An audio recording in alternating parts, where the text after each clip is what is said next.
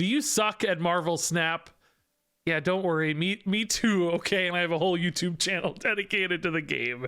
But whether you're a decent level Infinite player like myself, or you're totally brand new at the game, or perhaps even at the very top of the Infinite leaderboard, I think we can all get good and find ways to improve our Marvel Snap gameplay. So that's why I started this series, where all of you submit your games for review, and we talk through some of your plays, you know, from a higher level. We can pause, we can discuss things, and really talk through games and help ourselves find lines and find patterns and find ways and philosophies to think about the game that hopefully make us all a little bit better, certainly myself included, but really I think no matter where you're at on the ranked spectrum. And today we have a really special video, I think, because these games come from RedshadowX, who is a rank 33 player. So we're talking about somebody who's really still new at the game. In fact, during this gameplay, they get a never seen before warning for Shang-Chi.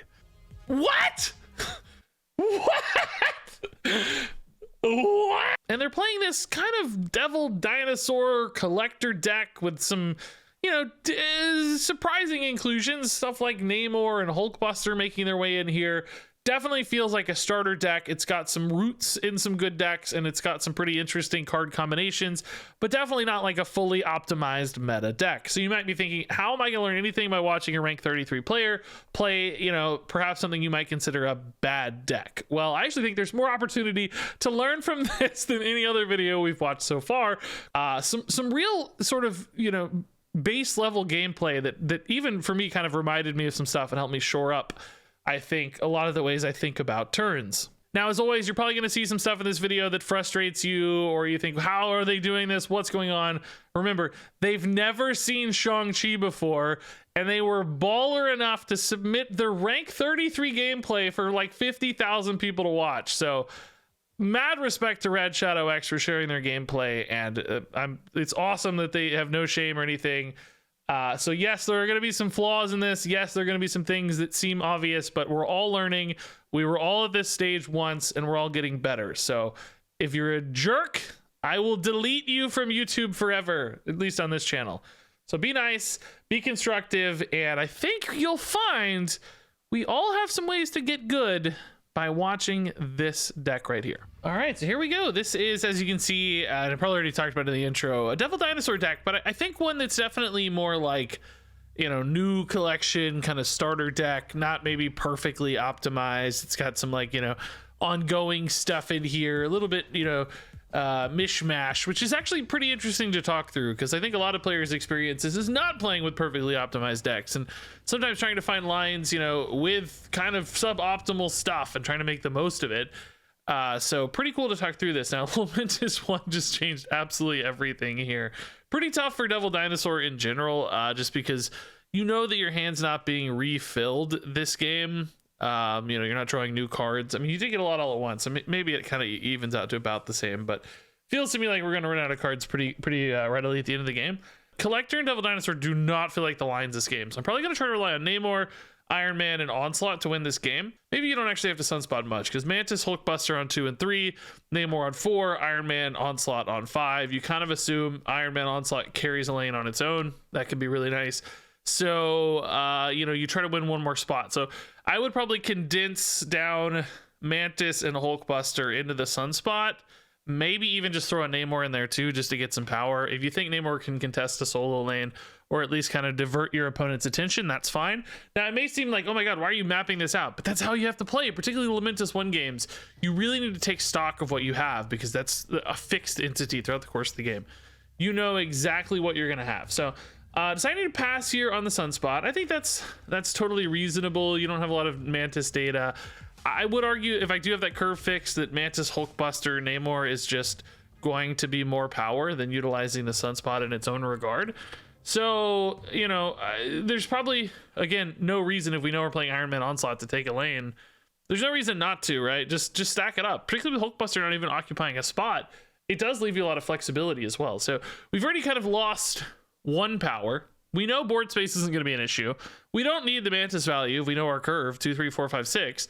So I don't know. Losing one's not the end of the world or anything, but I would definitely play Hulkbuster here too, because now you're losing 2 power again if you don't play the Hulkbuster. Yeah, so we just pass again. So we're riding the Sunspot really hard, but not to any degree of efficiency. Like we've already lost 3 total power. Maybe you can try to Hulkbuster the Namor, but you've got a curve. You want to play Iron Man Onslaught. That's insane. So you're not playing anything after Namor. So you don't have time to play the Hulkbuster after Namor. So you just play Hulkbuster now. It's just free. It's plus 2 pre-power on Sunspot. Functionally exactly the same. Because there's no world we're not playing Iron Man Onslaught this game, right? Maybe they're thinking I'm going to keep cards in hand for Devil Dinosaur, but like we talked about, that's just not going to be as efficient as even a Namor probably, because the hand size is going to be too small in most cases. So we're just going to pass on the Sunspot again. I mean, I prefer just getting the stuff into play. You know, in card games, we want tempo, we want to play cards, we want max efficiency, we want our energy turning into power. We're kind of sacrificing that here. Even if you think about it from like a Devil Dinosaur standpoint, right? We're only going to gain 2 power by keeping a Hulkbuster in hand, but 2 power is what we gain by playing the Hulkbuster, and it doesn't railroad us down this Devil Dinosaur path unnecessarily, that I don't even think is the right path anyway, because Iron Man's almost certainly going to be more power. So the opponent goes all in mid. That's good for them. Good head start there. Sunspot's up to 5. Now we play the Namor. I mean, Namor's definitely the card to play on 4. Again, it's plus 2 over the Sunspot, so it's more efficient. I would not be playing the Namor mid personally, though, because this only goes to 11, and they already have 12, so this puts us down by 1, which means we have to commit additional power here, which if you're doing that with a non-Hulkbuster card, of course, that debuffs your Namor and you lose out, which means you're going to have to play Hulkbuster, which means that's killing your turn 5 play, because you're going to have to Hulkbuster Mantis, which is not bad, like that's on curve, but then you're missing out on your Iron Man, which is your most powerful scaling card in this deck, particularly when you have the Iron Man Onslaught, which can single-handedly carry a lane. So I would actually still put this Namor, I guess maybe right in this case. I would still have put it left. Technically, I would play Mantis, Hulkbuster, Namor all left to just lock up that Sunspot lane, and then surprise win with Iron Man and Onslaught mid. Probably at this stage, because that's going to be 28 power basically, because Iron Man doubles Onslaught to 14 and then doubles again to 28, which is going to beat almost any kind of Lamentus one hand. So if I'm in their current game state, though, I'm still actually playing the Namor right, because if they want to beat the Namor, they have to commit multiple cards, probably, because he's really big on his own. You don't want to commit multiple cards into Crochet. You don't want Iron Man into Crochet because you get the negative power. So I'm probably playing Namor right, because it's not contesting the Carnage Winter Soldier anyway without help. And I don't want to railroad my turn 5 into the Hulkbuster, which is the only way to get the help. So they're thinking about it, though. Okay, maybe they're going to change? They don't change. They lock in mid. So, I mean, this just really tells us they're wanting to play the Hulkbuster. So I think they're probably planning like Hulkbuster, Mantis, Devil Dinosaur. Which in that case, maybe the Devil Dinosaur has 4 cards or plus 8, which makes him 11 power. But remember, that Namor also would have been 11 power if we'd taken different lines and played cards earlier. So like we said, the Devil Dinosaur on average is just not much bigger than the Namor. All right, waiting on the opponent here. Sometimes, the opponent running out of time can be a little bit of a clue on like how much they're struggling or what they're thinking about. I'm not really sure we have much data there right now. Jubilee does nothing. Okay, so the opponent just... All right. I don't think this is a bot, right? Because bots can't have... I don't think they used to couldn't have this portrait. Maybe they can nowadays. I don't know. But obviously a terrible play for the opponent. Literally just put them behind for no reason. I mean... Maybe they're trying to drop priority, but it sure doesn't seem like that's the line to me. On turn 5 at this stage, I guess we have to play Hulkbuster mid and probably just a Mantis left. Again, this wouldn't be where I was at in the game, but if I'm going to do this... Okay, Devil Dinosaur instead. I mean, that's functionally kind of the same thing as Hulkbuster Mantis now, Devil Dinosaur later, but the difference is... Well, I guess Mantis actually never hits a card anyway this game. I just realized that's an even worse reason for this line. They're out of cards. Mantis has nothing to draw, right? It draws from deck. It doesn't generate the card. So this line's even worse because the Mantis never hits a card. My God. I like this line even less. Mantis is literally just power this game. So yeah, your Devil Dinosaur left is actually okay here.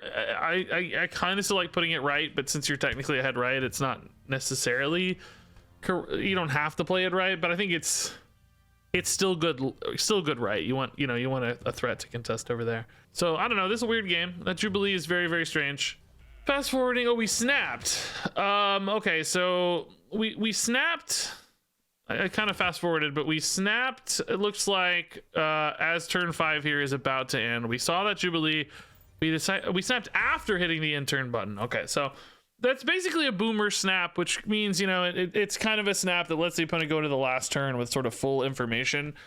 You're not like forcing them to go into the next turn, not forcing them to make a decision without full information, which is usually your goals with snaps.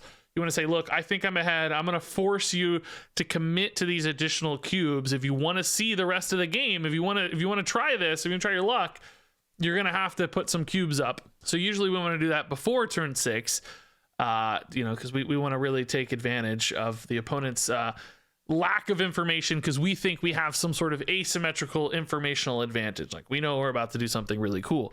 Now, on that note, I would have potentially snapped on this game on the Lamentus 1 turn. Maybe I would have waited to see Necrotia, but knowing that I had Iron Man Onslaught in hand and that single-handedly carries a location by itself, that gives you a ton of confidence that you're gonna have some really high-powered plays. This would have been a really good game to probably snap on turn 3, really force them into those cubes, and then drop that big surprise Onslaught late for that crazy power swing. Instead, we're kind of boomer snapping on 6, as it's called. I do think we're in a decent spot for the record. We're ahead right, we're ahead left, so there is some potential here. The Hulkbuster mid feels like a really big swing here.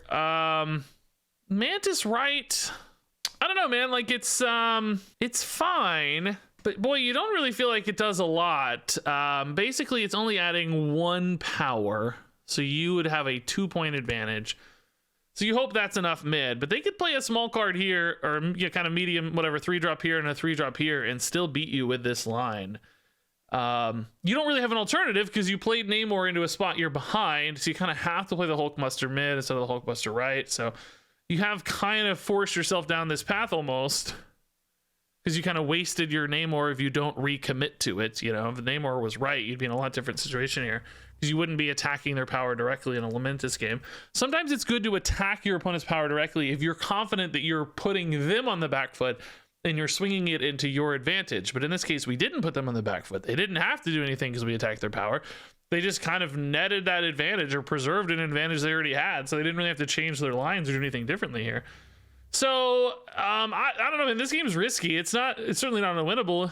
It's nice that we're kind of ahead in all 3 spots as we see it, but there are a lot of sequences here, I feel like, that defeat this. So I don't know. Let's see how it goes. There's not like a Deathlock here would be insane in a Destroy deck, for instance, because they would delete the Jubilee that's -1. They'd have 4. They would win this. Like Deathlock plus, Venom or something, whatever it is. Venom, I guess, is actually kind of only a tie, but there's probably some combination that's scary here. I guess Killmonger mid is also a tie that doesn't really do enough left for them. They would probably play Killmonger left if they were going to Killmonger. Oh, the Scarlet Witch. Wow. That kind of explains the Jubilee. The opponent baked in that Jubilee so early, and then the Sabretooth mid as well to flip this by 1. Yeah, Sabretooth is exactly the right math.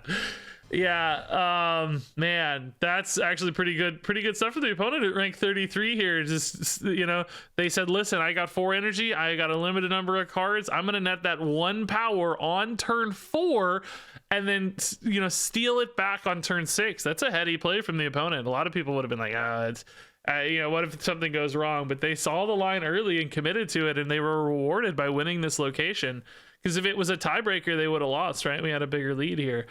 Yeah, a little bit of a tough break with the Scarlet Witch, because from a power standpoint, that wouldn't have been enough. The location flip was enough. So yeah, a little bit of a tough break on the final turn here. I'll give our player, that Red Shadow, a little bit of a hard call. That probably felt pretty sour. But that said, this was a very winnable game. In fact, I think you win this game 97% of the time if you take different lines. Imagine a 28 power Iron Man Onslaught here. That's how you attack these cards effectively, right? You make their value go away because you're just overwhelming them with such an enormous power differential. Imagine a Sunspot here that's supported by a Mantis, even just a 6 power Namor, right? you would have so much power stacked here that they just really wouldn't be able to win. And you know that because they committed their power so early, like so much of their deck or their, you know, hand available from Lamentis, so much of their power was committed so early that you really had the luxury to kind of lean in, right? So we could have had another 8 and 6 here is, 11 plus whatever the Sunspot would have been. I'm too lazy. I guess he would have actually not really grown much at all because he had like full turns every time, but would have been enough to win here. You also could have just put Namor here if you wanted to, you know, split more. I think that's totally fine. A Mantis and a Hulkbuster here still would have been 8. This is as you can see, obviously pre White Tiger buff. This was recorded before the buff, so you know this is 7. So 8 to 7 would have won. You would have had a Namor here to contest. Basically, we just kind of forced ourselves into this Namor Hulkbuster line for no reason. You know, we leaned into a Devil Dinosaur, which, you know, with Lamentis 1 is not ever going to be very large. So that's a downside. And you wasted probably your most powerful 2-card combo in the entire deck, which is Iron Onslaught. So I really think this game came down to sort of foresight and planning our lines out, especially in a Lamentis 1 game where that is so fundamentally important because you know exactly what you're going to have. Some games you plan a line and then it changes because you draw new cards. New variables are introduced, your curve shifts, you have to be a little bit more light on your feet. This game, we knew exactly what we had. We knew our power lines. So just some real lost opportunity here. I think this could have been a 4-cube win instead of a 4-cube loss. All right, so this to me looks like this might be a bot, which usually that means we have a great opportunity to take some big cubes.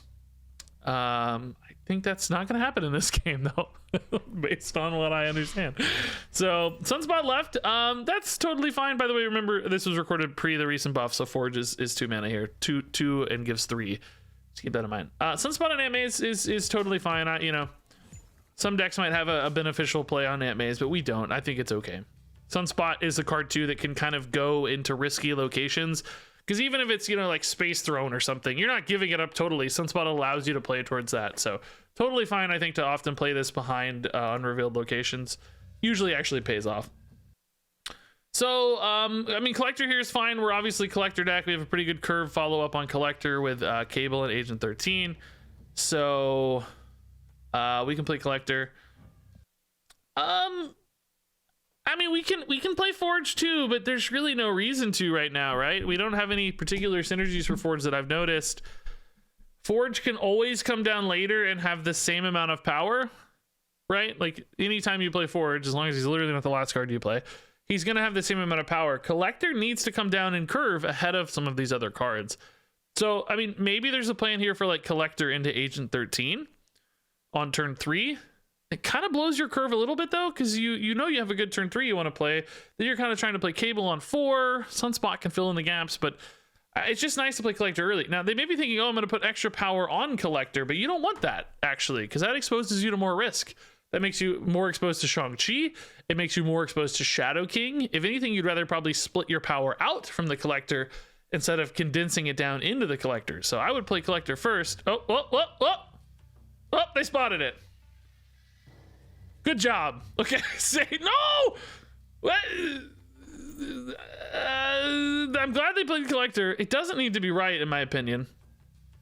They might be thinking about priority a little bit, but we've kind of overstacked 2 threats here as far as I'm concerned, although they saved themselves from the Mantis. Okay, so Onslaught Citadel in particular now makes this Collector feel pretty bad because we know that we have some really powerful ongoing options in this deck with Devil Dinosaur and Iron Man, which, you know, not a mistake. Clearly they didn't know Onslaught Citadel was about to pop out, but we also didn't really necessarily need this where Sunspot was either.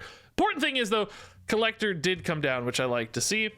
So here you really, I think, just want to play one of your... Oh, why are we passing so much?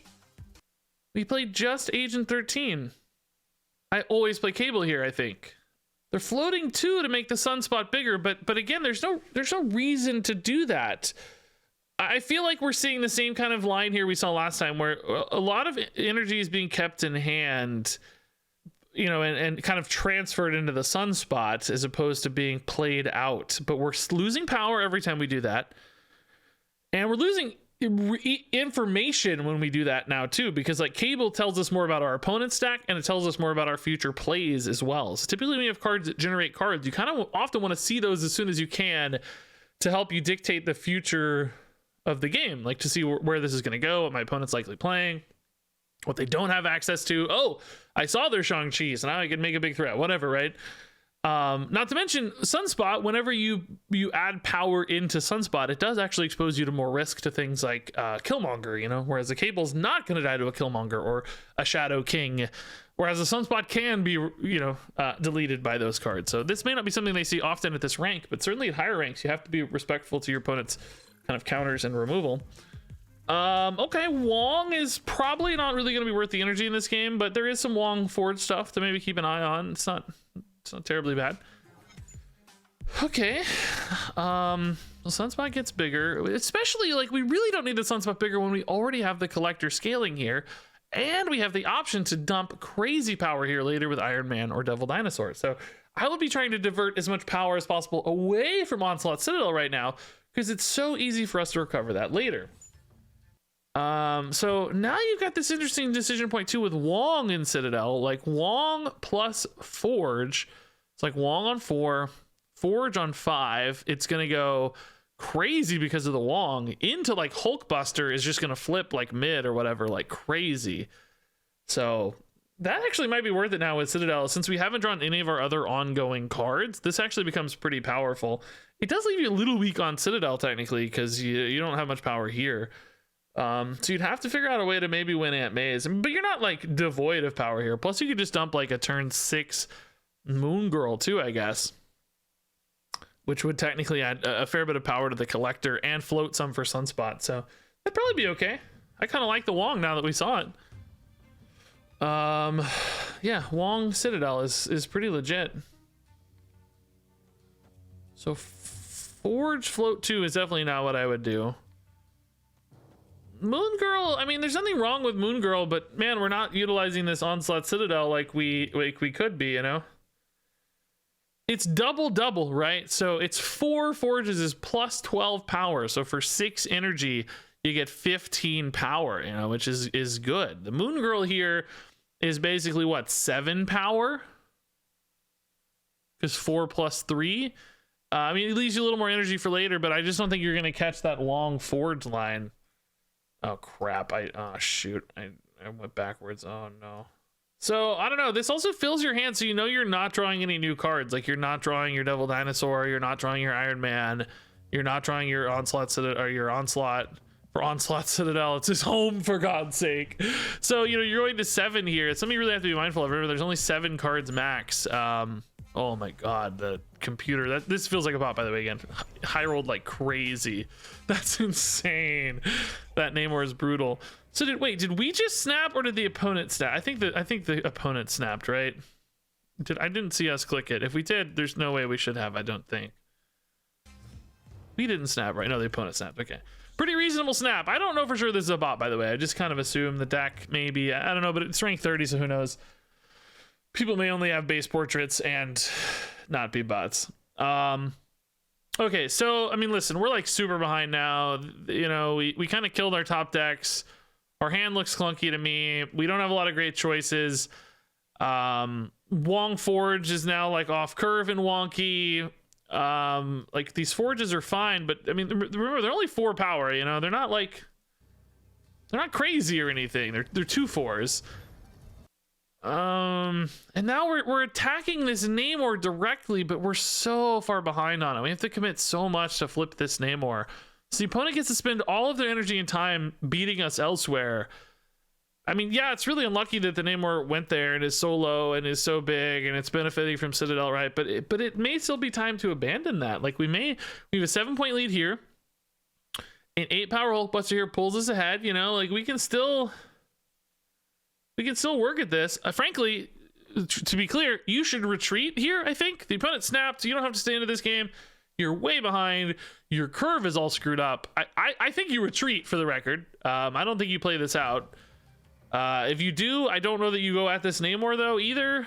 I mean, you could try to trust that the bot is bad, but now we just lost a cube because I think we're destined to lose this game at this stage. And we're staying into the next turn through this cube, so we just threw a cube away. Hopefully we don't throw 2 more cubes away, but I think this game is gone. Especially feels bad now because we're probably not even going to be ahead left. Yeah, super behind. We're behind in all three locations. It takes a mountain of power to contest, you know, mid and right, basically. I mean, right's kind of close for the record, but it takes some work anyway. So what do you do? Two cables don't win. I mean, they could technically, if the opponent played all mid. Cable here, but you lose 90% of the time. I guess the Hulkbuster, not cable, but you know, whatever. Your 3 drops, but it's just not going to get there.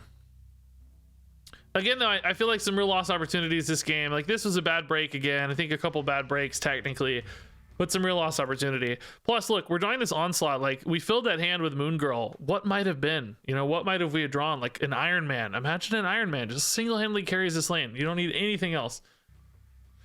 You just got to win one more spot. So this is definitely a retreat. There is absolutely zero reason to stay into this game. I mean, yeah, again, technically, like we said, this can flip, but it shouldn't, right? And you should play the Hulkbuster if you do. You're not worried about Shang-Chi because Shang-Chi deletes their name more upside. I mean, you'd still lose to it, I guess, but you don't have to worry about it. There's just no reason to Forge. Forge doesn't even get you enough power here to win. You only had 2, so that's not right. I think our opponent's like really sold on these forges, but you know, it's just math, right? They're only 4 power. They're just not that good. You don't need that. Again, this only ties here, and then you don't win a tiebreaker ever. There's no reason to, oh my god, dude, that's BM from the opponent. Oh my god, dude, that's BM, dude. Oh man, I'm not sure this is a bot, by the way. I don't know if it is, but that is some BM. But there's just, we don't need to be in this game. We should have retreated as soon as they snapped. It's just no playing for a tie here. You don't win like that. It's just we need to be out of this game. Just retreat. There's no reason to stick through this. You have such a low chance of winning. All right, Crimson Cosmos on 1. We need to kind of take stock of that, right? It means we can play to that. Like a Namor is great there, Double Dinosaur is great there. Not a problem for us really. Here we can absolutely Mantis mid. Pretty good excuse because you think the opponent kind of wants to play to White Hot Room anyway, so you're thinking that's going to connect. Even if it doesn't, you're getting a 2/3, which you aren't heartbroken about.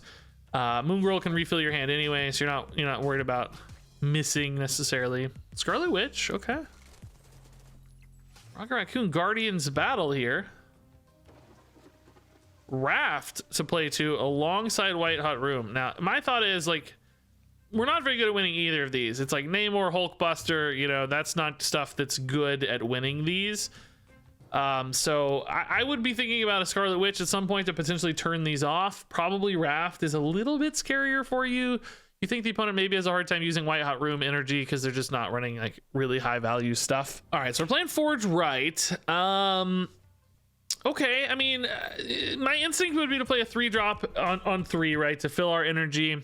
So you can always play the Forge later, you know, weave it into the curve a little earlier. Scarlet Witch kind of fixes the turn 5 curve though, because you can have a 3 and a 2 now with Scarlet Witch. So, I mean, maybe this is a line into Namor left, which I think that's actually pretty reasonable. Just really commit your Namor left and then try to win somewhere else. I'm fine with that. You can't support the Namor with Hulkbuster, so just really pushing left with Namor. That's logical. My instinct would still be Cable, get more information, kind of hope that Namor's big enough on his own. Like sometimes even if a card like Namor doesn't win a location outright, just forcing the opponent to commit energy and power there can help you win the other 2 pretty sufficiently. But there's nothing wrong with this. This is fine. I like that at least there seems to be a plan, right? Like we're seeing the makings of a plan, which is pretty good. So that feels nice. So yeah, there's the plan coming to fruition. That's cool, yeah. So I'm looking at Iron Man a lot. I'm pretty excited here because we think Namor is going to carry this location. We feel pretty good about our Namor here. That means we think Iron Man's going to win one more spot. We probably just play that on White Hot Room. We probably want to play that on 5, even though it shows the hand a little bit more to the opponent. It gives us better energy flexibility on 6, so we can play like Hulkbuster Cable. That's 9. 12 with Mantis. That's a 24 power location with Iron Man, which feels really good. If you wanted to hedge a little bit in Raft, maybe you could, depending on where the opponent plays here. But feels really nice. Iron Man also just gives you that kind of onslaught top deck, which just insta wins too. Opponent, I would say, making a pretty inefficient play there. The card 2 Angela is typically pretty small. Now that does mean they might have bonus energy on turn 6. which could make it easier for them to contest the Namor. Okay, so all right, I think the opponent is thinking here, oh, I'm going to turn off White Hot Room. They're about to benefit from it. I don't want them to benefit from it, but the way White Hot Room works is it's rewarded based on the staging before the cards reveal. So you can't turn it off in time. If they stage a card here on turn 5, before your Scarlet Witch goes off, the game is going to see that they're full, and it's going to award it. Even if it didn't do it at staging, it did it on reveal, it still wouldn't matter because the opponent is revealing first, so your Scarlet Witch would reveal after them. So there's kind of 2 layers here for why the Scarlet Witch won't work. Now it is still an on curve play, so that's fine and logical. If you just want to put the power there, that's okay. I personally would probably put the Iron Man in this turn, especially if I think the opponent's going to fill up White Hot Room this turn. They may not have a lot of flexibility. Oh, we're splitting power here. Now see, splitting power here makes me really nervous with the Iron Man in hand, because it basically cuts your Iron Man in half too. I don't have a problem like inherently playing to right. That's fine. If you wanted to commit an Iron Man right and then a Cable Hulkbuster right, that'd be fine too. Like, we didn't have to be mid. We just talked about mid because there was no Angela there yet. But splitting power just limits your ability for Iron Man to really make a big play. And Iron Man is your primary scaler in this deck. Like your best way to get big power totals. So, you know, especially in hand, like it's just the one in hand. Oh, what? What? We've never seen Shang-Chi before? You're kidding me, dude. We are really new.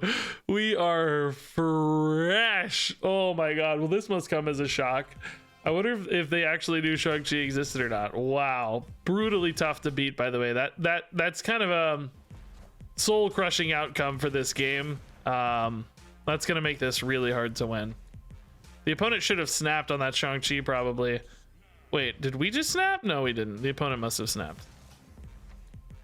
They snapped too late if they did. Yeah, the opponent snapped, and they snapped too late. Again, this may be a bot, I don't know, but you want to snap before you reveal your big swing card, not after you reveal your big swing card. If you snap after the big swing has happened, the opponent knows, oh, I'm screwed. I'm going to just leave. You don't get anything when you snap. You only get something when the opponent commits to continue playing. So you want to trick them before they know. Get them to commit to the extra cubes before they have the information that you've revealed. So when you boomer snap like that, we're going to retreat here. I'm sure Red Shadow retreats here because this looks like unwinnable. We don't have any, you know, like technically a Moon Girl here plus a Sunspot or Star-Lord or something.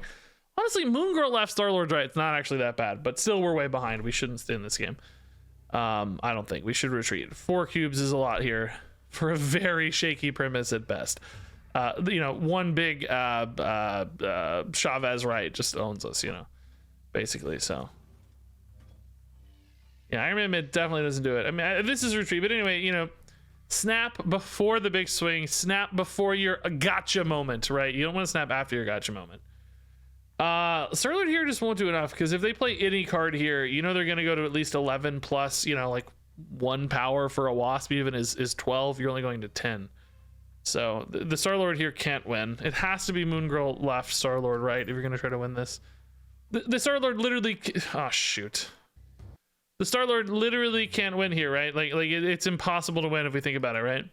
Look, if they don't play anything, we only go to 8. They win 9-8. If they play any card, even if it's a 0 power card, right? They go to 11 off the Angela. We only go to 10. So we can't win with Star-Lord mid. This is just 100% of a loss. The only play you have is Moon Girl left, Star-Lord right, which is still bad. You should still retreat. But this is 100% a loss. Always. It's literally impossible math. Hulk right. Wow, I did not actually expect that. But so you can see, we still would have lost with our previous line. So we just threw away 3 cubes, right? We had a chance to retreat. There's no reason for us to be in this game. That Shang-Chi was such a big swing. Take the L. It's okay. You got Shang-Chi. It happens to the best of us. It sucks. You've never seen it before. It sucks, but you got to retreat. There's no reason to be in the game. There's no pride in Marvel Snap. Who cares? Move on. All right. Oh, Weird World. Okay. So a lot of people get frustrated by Weird World, but you know, remember you have a lot of information about your opponent's deck now. You know a lot about what their options are, what they can do. And you have a Sunspot in hand, which is really good. Sunspot's great for any game where the locations screw you. Because basically, if your cards don't work right, if your plan doesn't work right, Sunspot fills in all the gaps. So you already feel like you're in a great spot, you're way ahead, because you can just ride the Sunspot whenever things go south. Not to mention, your hand is a pretty good curve right now, too. You've got a, 1, 2, 3, 4. You're not unhappy. Kazar buffs your Sunspot a little bit, so he's even kind of worth more than just riding the Sunspot. Mantis mid, totally fine play here. A lot of opponents will play mid here. And if they don't, you're still being more efficient than you are with your Sunspot, so... all good here on the Mantis mid. In fact, I like it. It's exactly what I would have done. Opponent is passing a lot. Okay, no problems. Now, if Diablo's base goes off, we're going to potentially lose Weird World. New York is always a really hard location to play. Mr. Fantastic is a fantastic card, pun intended. Not a pun or just stupid. Fantastic card for these sorts of games. Just so much raw power output, right? You're happy to just get power when things aren't going well, when synergies don't exist, when game plans aren't going right. Mr. Fantastic, again, it just kind of softens off the edges. No, we don't need to blade. No, we like Fantastic. It's great. It's on curve. It's 6 power. You love it. It's doing everything you want. Bishop, okay, Bishop's not a problem for us either. We don't mind at all. That's going to be really hard for them to scale up a ton. Especially because we know they have our deck. I mean, we have a lot of weird, expensive cards, Iron Mans, Onslaughts, and stuff.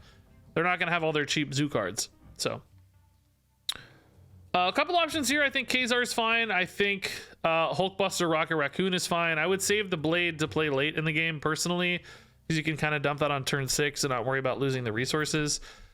Okay, we're going hard left. If this rocket hits, you're gonna have 9 power committed on top of your Sunspot. I don't think I would do that. I would actually go at this Bishop, not with the rocket. I would play rocket left and Hulkbuster right. Hulkbuster can be played on its own. That's 7 power to their Bishop. Do you really expect them to play 6 cards through the rest of the game? They can, but it's not likely when you have a bunch of big Iron Mans and stuff that you're assuming are in their hand. Now they hit the rocket, that's good. Great stuff. I just don't think we need the Hulkbuster here necessarily. Seems like overkill when we have the ability to scale with that Sunspot, It's not wrong or anything inherently. It's not bad. It's just, it would be nice to have some power right, maybe. Okay, this is a great hand. I would probably dump this Captain America for the Kazar. I mean, it's debatable which is more power, right? Currently, Kazar, I guess, has 3 targets, so he's kind of 7 power. Captain America's going to be max 6. But you get the Sunspot, so, they're similar. I definitely wouldn't lock myself up here, though. I gotta say, it feels like we're kind of playing these cards in arbitrary spots a lot. I don't think we have a good logic to why we're playing our cards, which... it's hard from here to kind of guess, right? But for me, I think I still want to contest that Bishop. I think I would like to have probably a Hulkbuster there, and then I would have maybe supported it with a Blade right, have kind of 8 power there. We'd have Kazar mid, which would give us kind of 10 power mid. We'd actually have 10 power right because of the Mr. Fantastic, I guess. And then we'd have, maybe only 6 power left right now, but we'd have the option for the Sunspot to scale that up a bunch. So, I don't know. I would probably just not be so scared of going at that Bishop. I think. I'm fine with playing the Blade here to stay on curve because I think there's a pretty good chance we top deck an America Chavez. Is that how this works? I don't even know. No, we get an Angela. Oh God. Oh, the opponent hit our Devil Dinosaur. We got an Angela. No. Oh God. Okay. Well, that might just seal the deal in this game. I don't know that you can really win. I don't even know that our, other lines would have won. Like, it's nice that Sunspot can kind of fix the curve problems here, but the problem is the opponent did a great job attacking that Sunspot with a Devil Dinosaur. So they kind of removed that Sunspot as a threat, basically, and now Angela, of course, is just absolute garbage. So, the Sunspot only ties left, which there's 0 reason to play Angela. We just ride the Sunspot. But yeah, good decision. Great. Yes, absolutely good retreat. Yeah, 0 real chances to win this game. No reason to stick this out at all. great decision to retreat on this one. But that's it for our games that we've recorded here. So I mean, listen, we lost a lot of cubes in this session. I think we could have been up maybe like 8 to 12 cubes or something with some different lines, some more focused play. I think foresight and planning were the real weaknesses here. And maybe to some extent not recognizing the potential like combinations of certain cards together and their power, like not respecting the Iron Man and Onslaught in this stack. I know those are like starter cards, you get them really early and they may not feel as flashy, but they're freaking good. And if you build your turns correctly, they can be incredibly rewarding as well. So I might have had a little more emphasis on the Iron Man and the Onslaught. I think I would have maybe prioritized Forge a little less in some instances. I probably would have tried to map out my turns a little bit better, maybe respected the Moon Girl hand filling a little more. A few, more specific technical skills, but also, and maybe some game knowledge stuff too. I mean, literally never even seen Shang-Chi. My God, that's crazy. But planning has a lot. Like, you don't play the game one turn at a time, right? You play Marvel Snap really 6 turns at a time. There's so few turns in the game that you should be able to map out even the end game pretty early. Yeah, things will change. Yes, variables will shift, but you can still have an idea. There's a roadmap. You know where you're heading to some extent, and you can find a path there.